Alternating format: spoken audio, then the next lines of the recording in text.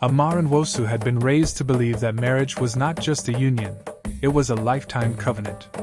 Her mother always said, "A good marriage is like a clay pot. Strong, but only if both people keep molding it." Amara believed that.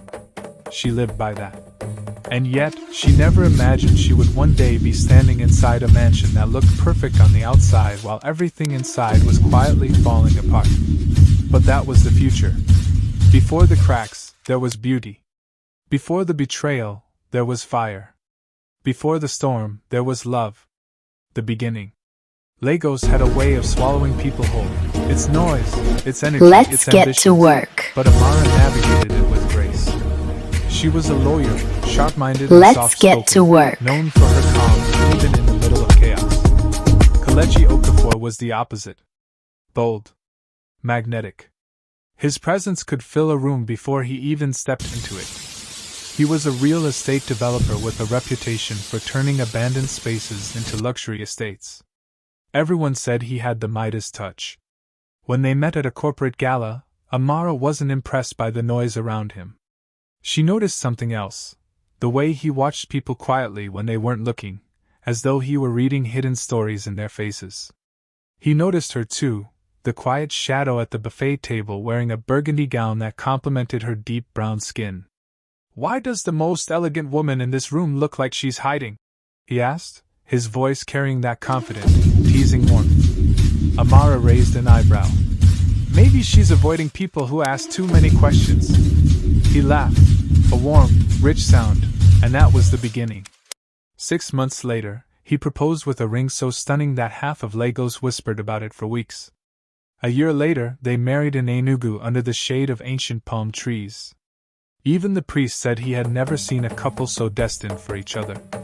Together, they built a life many envied, a mansion in Ikwe, 2 successful careers, vacations in Dubai, the kind of love that looked effortless. Until it wasn't. The first hairline crack. It began quietly. Like a whisper trapped between walls. Kelechi started working late, not unusual, but something felt different. His greetings became shorter. His text replies slower. His smiles thinner. One night, as Amara waited in the living room, she saw headlights sweep across the marble floor. Relief washed through her, but when the front door opened, Kelechi didn't step inside smiling the way he used to. He walked in exhausted, distracted, carrying a perfume that wasn't hers. A slow poison, drip by drip. Amara inhaled subtly. It was floral. Sweet. Soft. Not expensive, so not someone from his corporate circle. Her heart thudded once, hard. But she didn't speak. Her mother had taught her patience. Her spirit taught her caution. Kelechi kissed her forehead. "Long day, my love?" She nodded. "I warmed your food." But that night, while he showered, she sat on the bed and whispered to herself, "Lord, let this just be stress. Nothing more." The walls of the mansion seemed to listen in silence. The second crack. 2 weeks later, Amara received a strange call from an unknown number.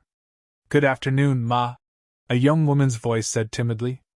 "Please, is this Mrs. Okafor?" Amara hesitated. "Yes? Ma, your husband left his file in our office." "Oh. And you are?" "Chidinma, Ma. From the new branch of Ikeja Metro Realtors." Amara blinked. "My husband expanded to Ikeja?" She kept her tone calm, but inside her stomach tightened. "Yes, Ma. He visits often. Almost every day." The girl didn't sound suspicious, only respectful, but her words hit like cold rain. Amara thanked her and hung up gently. She stared at her phone for a long time. Why would Kelechi open a new branch without telling her? They discussed everything. Even business expansions. Always together. That night she cooked his favorite, fisherman's soup, hoping it would soften whatever wall was growing between them. But when he came home, he barely touched it. "I'm not really hungry," he said, loosening his tie. "Just tired." She watched him carefully. "Kelechi, is there something on your mind?" He didn't meet her eyes. "I'm fine, Amara. I just need rest." But the way he avoided her gaze told a different story. A story he wasn't ready to speak. A story she wasn't ready to hear. The spiritual warning. One early morning, Amara woke up from a troubling dream. She saw a house standing strong on the outside but filled with cracks within. She saw herself walking through the corridors calling Kelechi's name, but her voice echoed back empty. She sat up sweating. Her heart thudded with a quiet dread. Later that day, she visited Mama Chinyu, a respected prayer woman she trusted since childhood. Not a fortune-teller, not someone dramatic, just a spiritual elder who had guided her since youth.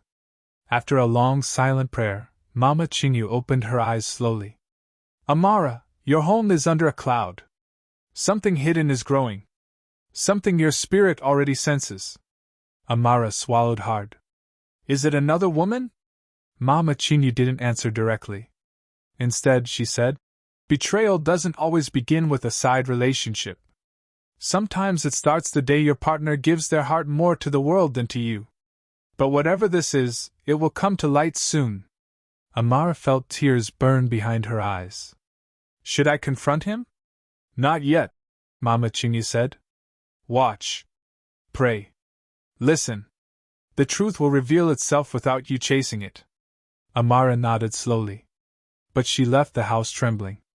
The third crack, the one that echoed. The truth came not with a scream, but a whisper. The kind whispered in the wrong place at the wrong time. Amara and Kelechi attended a charity gala in Victoria Island. The hall sparkled with gold drapes and chandeliers. Music floated softly through the room. Everything felt normal, until Amara walked toward the restroom. Two women stood near the hallway, speaking in hushed voices, not noticing her approach. I'm telling you, that girl is playing with fire. Who? The one Kelechi Okafor is seeing. You haven't heard? You mean the young interior designer? Yes now. Ha! And his wife? That beautiful lawyer? That's Lagos for you. Men will still. They stopped abruptly when they saw Amara standing behind them. Silence. Thick. Frozen. Heavy. Amara didn't say a word. She simply looked at them, calm, controlled, though her heart felt like shattering glass. One woman murmured, Sorry, ma. But Amara walked past them without a glance.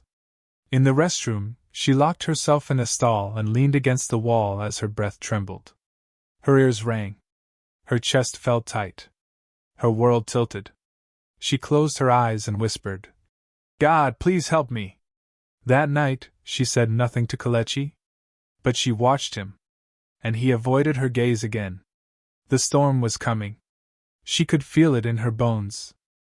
The morning after the gala, the sky over Ikoyi was strangely gray, as though Lagos itself sensed a shift coming.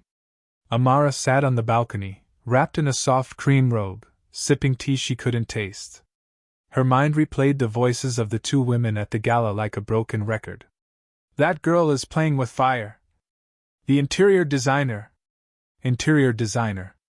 Her heart dipped. Kelechi had recently renovated one of his commercial buildings. He mentioned hiring a new designer, a young one. He never said her name. He never said much at all lately. The mansion was quiet, but inside Amara, thunder rolled. A suspicious detail. When Kelechi finally stepped out of the bedroom, buttoning his cufflinks, Amara watched him closely. You're leaving early today, she said softly. He blinked, surprised she was awake. Yes. I have a meeting with the engineering team.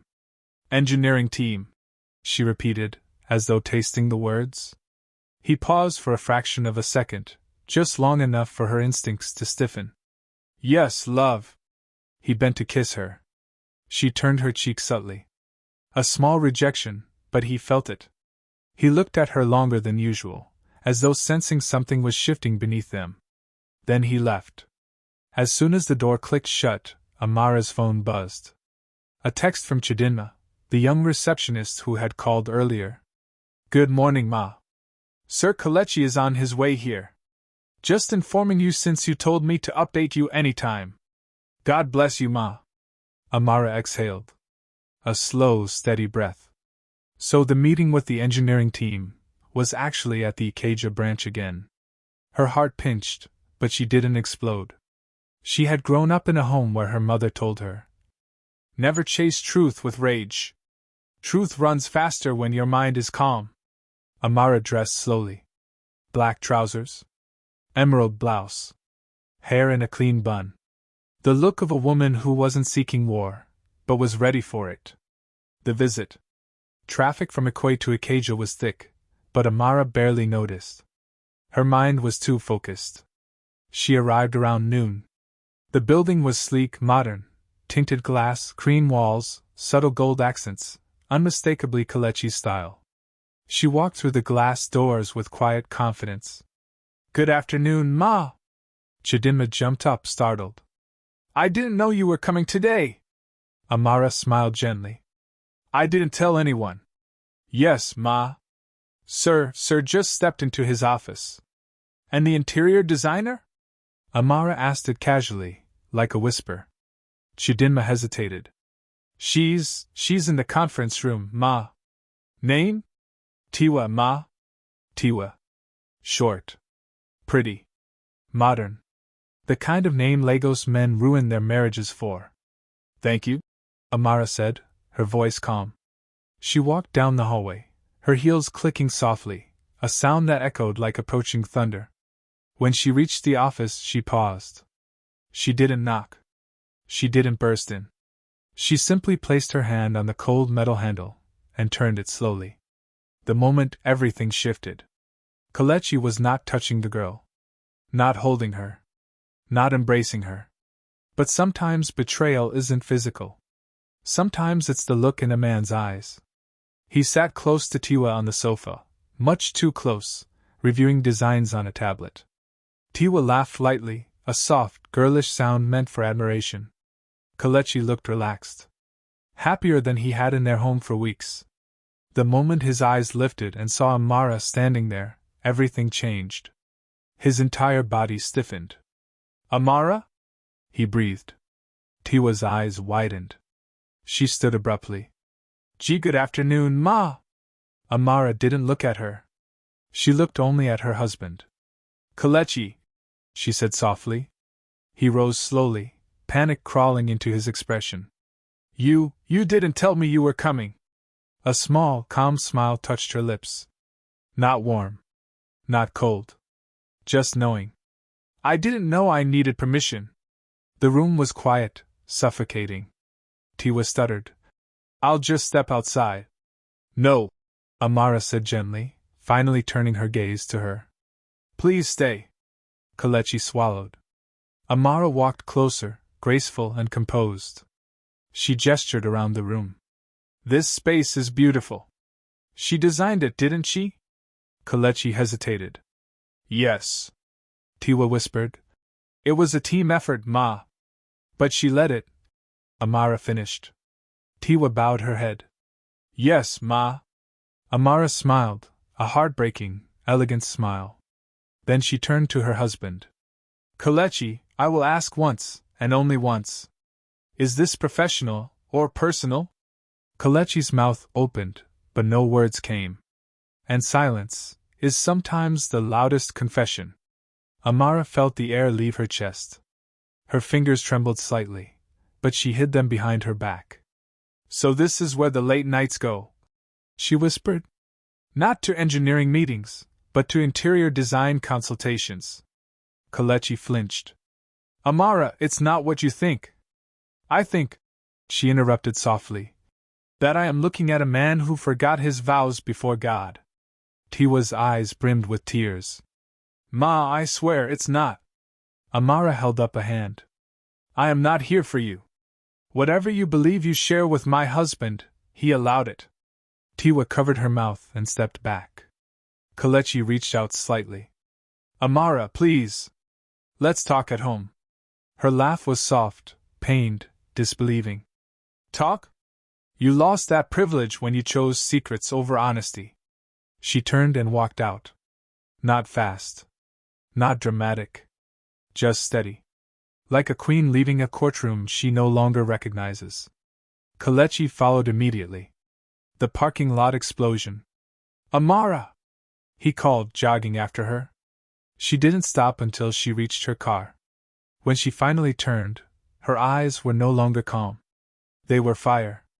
You humiliated me, she said, her voice shaking, not with weakness, but with controlled fury. You made me doubt myself, doubt my sanity.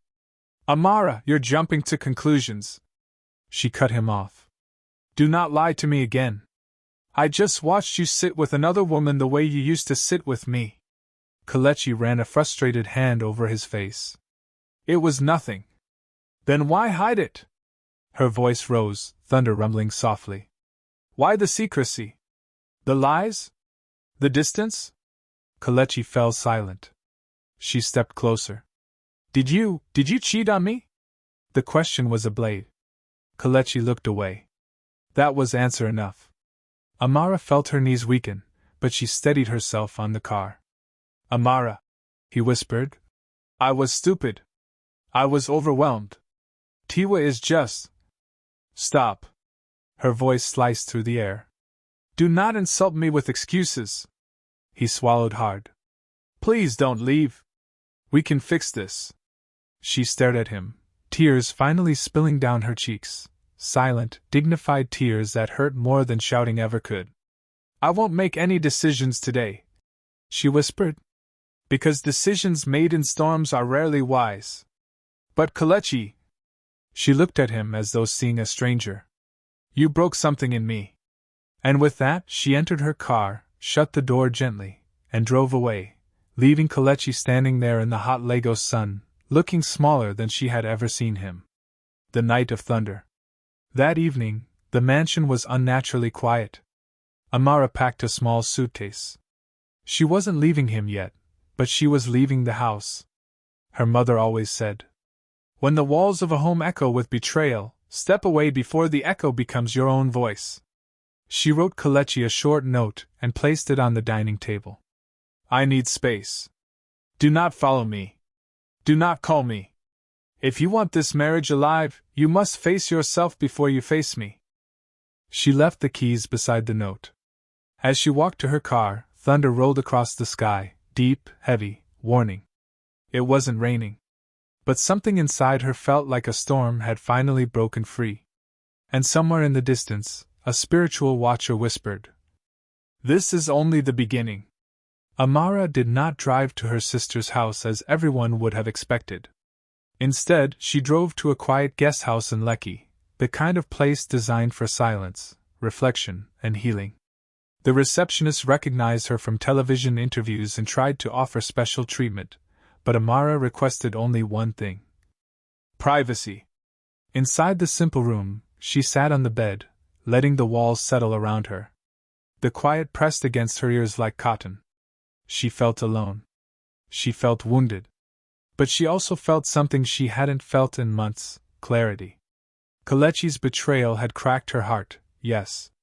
But it had also opened a hidden door inside her spirit. A door she had been too busy, too trusting, too hopeful to look behind. And now, she could see everything. Kelechi's panic. Back in Ikoyi, Kelechi paced through the mansion like a trapped animal. He picked up his phone 10 times, dialed her number, and deleted the attempt each time. Her note on the dining table shook him more than her confrontation. I need space. Do not follow me. Do not call me. He slammed the table in frustration, then immediately regretted it. This was his fault. His carelessness. His arrogance. And now the silence of the mansion mocked him. He sank onto the couch and buried his face in his hands. When had he drifted so far from the woman he had sworn to protect? When had attention from a younger woman become more intoxicating than loyalty? The truth stung. He liked how Tiwa looked at him, like he was flawless. Amara knew his shadows too well.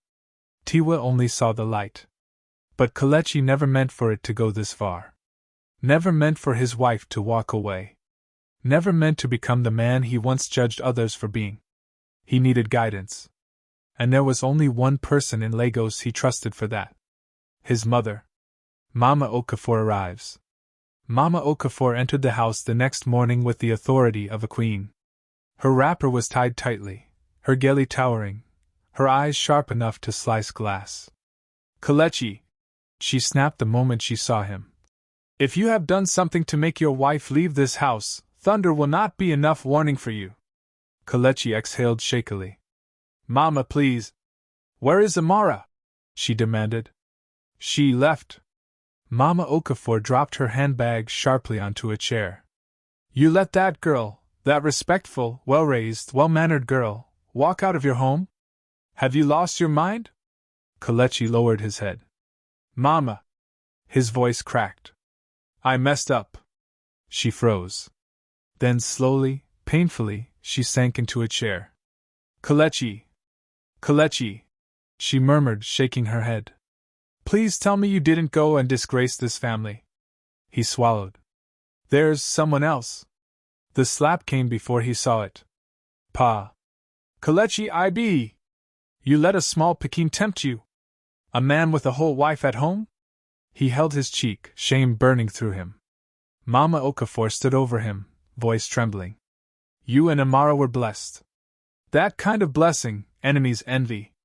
That kind of blessing, foolishness destroys." Kelechi felt the words like blows. His mother sank down again, this time with sorrow rather than anger. "Go and bring your wife home," she said quietly, "before the world hears of this disgrace. I don't know where she is." Mama Okafor closed her eyes. "That is worse. If a woman leaves without revealing her destination, her heart is carrying a weight you may not be able to lift again. Amara's family reacts." Amara knew she couldn't stay hidden for long. Her mother called. Her sister called. Her cousins called. She ignored all the calls, except one. Her father's. "Amara," his deep voice said when she answered. "Come home." She felt her throat close. "Daddy, I don't want to trouble anyone."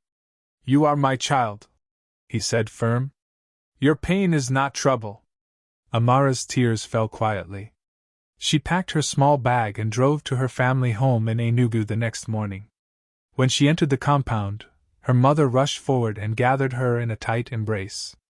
"My daughter," she whispered, "who has dimmed your light?" Amara broke down in her mother's arms, but she didn't explain everything yet. She needed rest. She needed time. She needed air. Tiwa's guilt.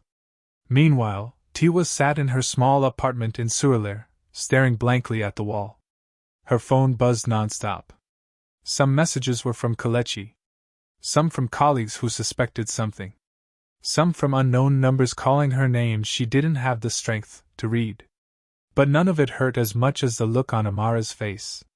She wasn't the villain she was being painted as, not fully, at least. She never planned to get close to Kelechi. He approached her first. He complimented her designs. He offered guidance. He asked about her dreams. He listened to her. And she was lonely. She was struggling. She was flattered. But she never wanted to break a marriage. After seeing Amara in that office, guilt gnawed at her like fire. That woman carried dignity in her pain. Grace in her heartbreak. Strength even while wounded. Tiwa felt small beside her. She picked up her phone and texted Kelechi. "Please don't contact me again. I didn't realize how deeply this would hurt your wife. I'm done with this. Don't involve me anymore." She turned off her phone and cried until her eyes were too sore to shut. The spiritual unfolding. 3 days passed.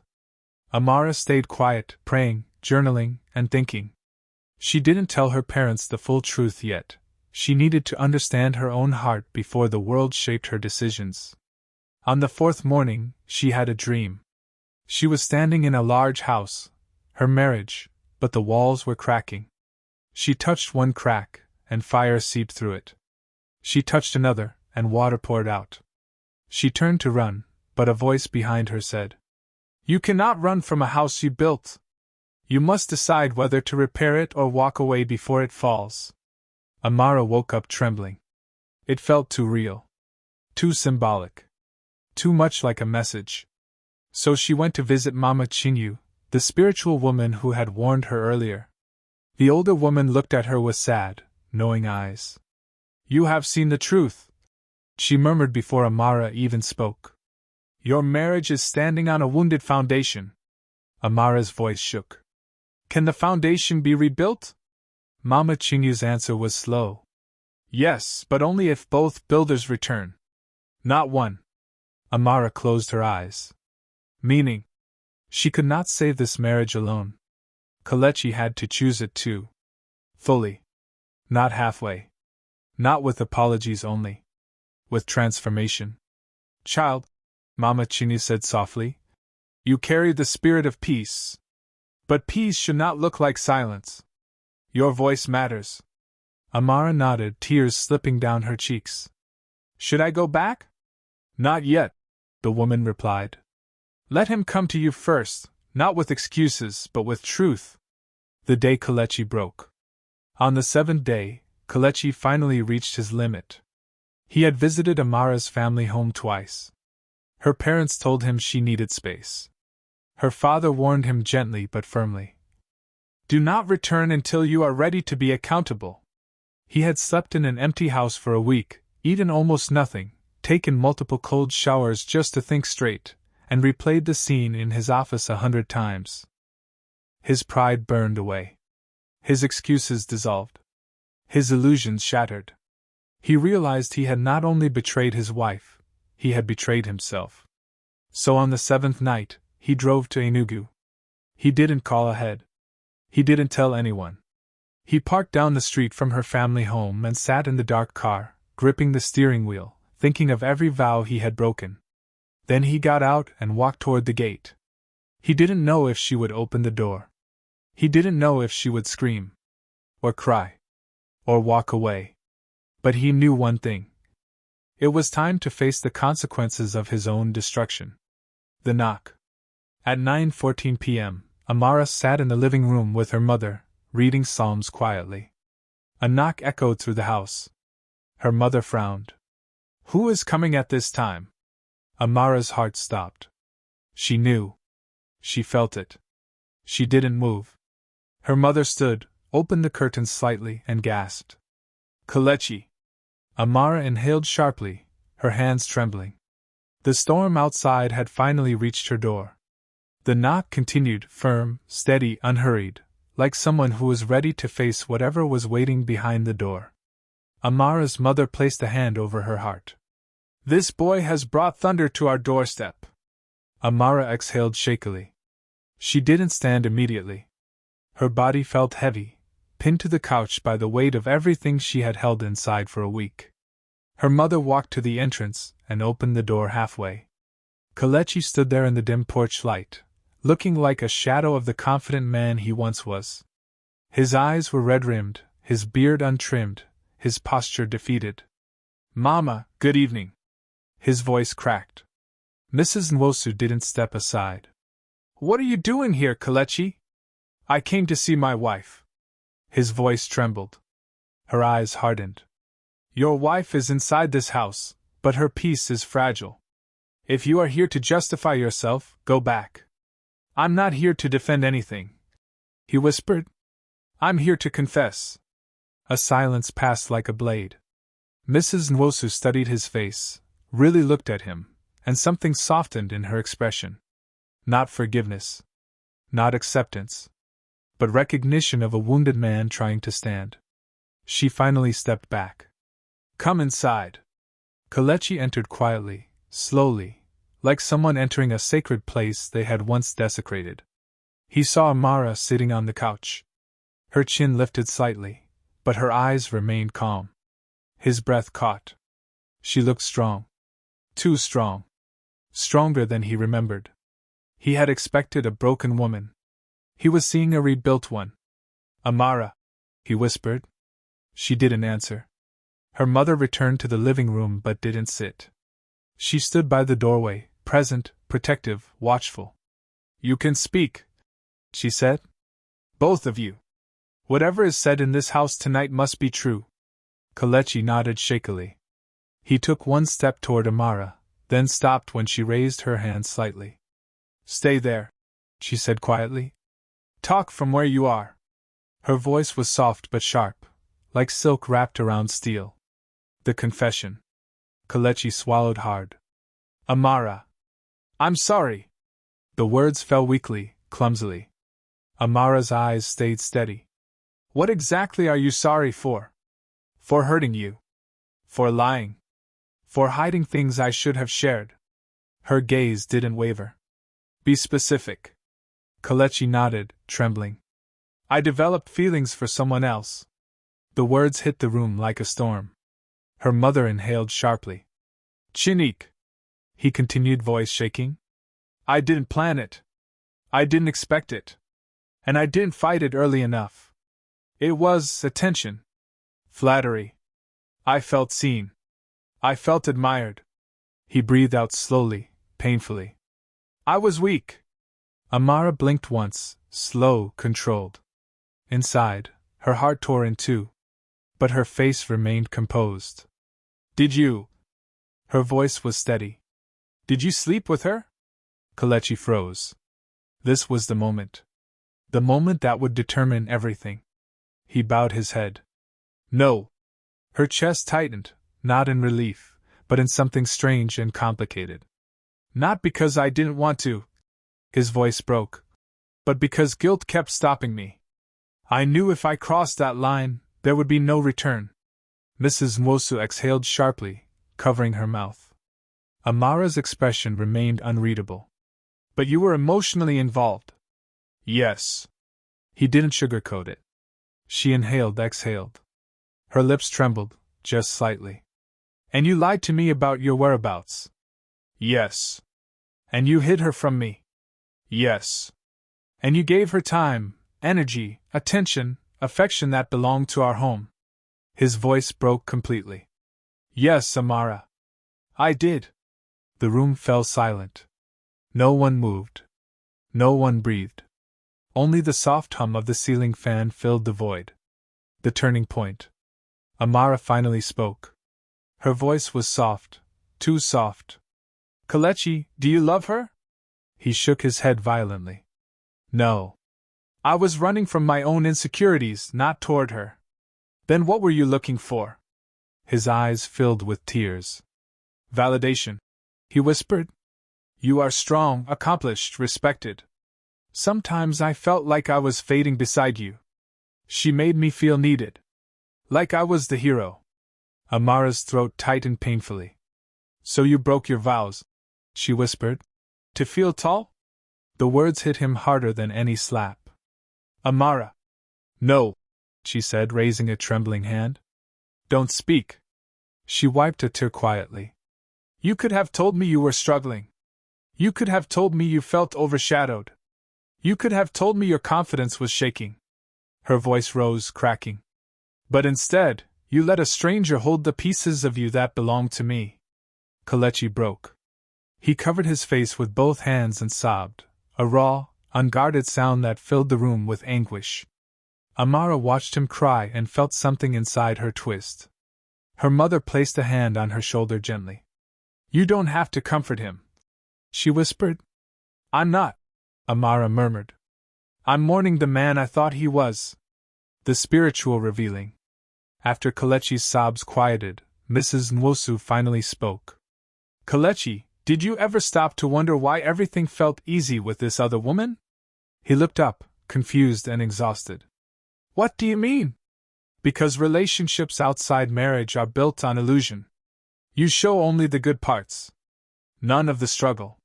None of the sacrifice. None of the responsibility. Her voice sharpened. You fell for a fantasy. Kelechi nodded slowly.